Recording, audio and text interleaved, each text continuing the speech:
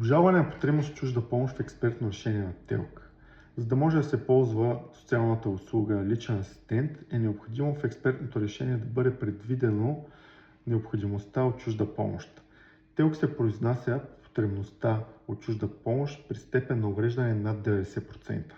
Тя се определя на лица, които не могат самостоятелно да се обслужват при задоволяване на ежедневните си потребности.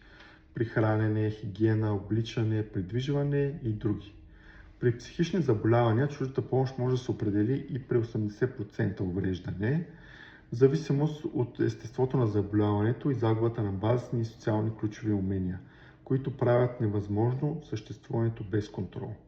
При деца чуждата помощ може да бъде определена и при степен под 90%, в зависимост от вида и тежестта на заболяването и възможността детето да се отглежда извън семейството, а именно в ясла, детска градина или училище.